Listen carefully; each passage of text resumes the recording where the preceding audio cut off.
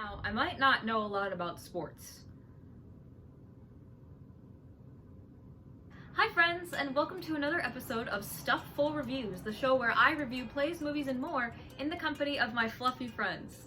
Today, we're going to be looking at the short play Colossal. Colossal was written by Andrew Hinderaker and first directed by Will Davis. Hinderaker was inspired to write this play by a relative who played football and suffered a spinal injury. He had watched them adjust to their new normal and thought about what it meant to tell that story physically. Colossal premiered at the Only Theater in Only, Maryland in September 2014. Colossal is the story of a former football player who suffered an injury and is now wheelchair-bound.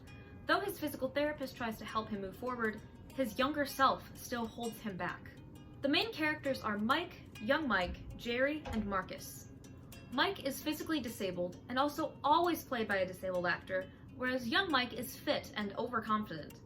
Jerry is Mike's physical therapist who helps him move on, and Marcus is young Mike's lover who abandons him after he gets hurt.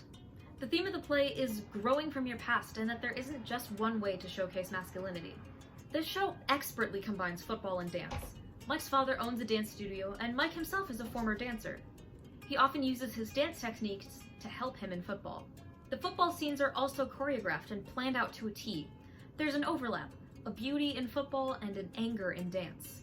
Football is obviously considered a manly sport, and being able to play football well is what makes someone manly. Things like disability that prohibit that, and something like sexuality that is seen as stereotypically feminine are often seen as roadblocks to being truly masculine. However, this play shows that there is not one correct way to be a man. Whether you're a football player, a dancer, or even a physical therapist, no one else gets to decide how much of a man you are. The end image with Mike and his wheelchair shows that he is starting to move on and that he wants to get better. He is initially hesitant to do his exercises, but by the end of the play, he sees his walker in the distance and is actively reaching out for it. He is putting the effort in and shedding the shackles of his past. Only he can define what his new life is, not his younger self or his former potential. Now what did we think of the play? I went into this play thinking it was just going to be a bunch of sports mumbo-jumbo that I wouldn't understand, but I ended up actually really enjoying it.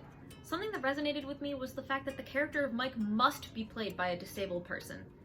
I appreciate the push for more disabled actors in theater. While I didn't understand much of the football jargon, I was still able to relate to everything the characters were saying. It all felt very personal and serious. The unique format, 4 quarters instead of 2 halves, and the intense emotions are what make this play worth seeing. I'd recommend this play to football fans and theater nerds alike. Maybe they'd realize we're not so different after all.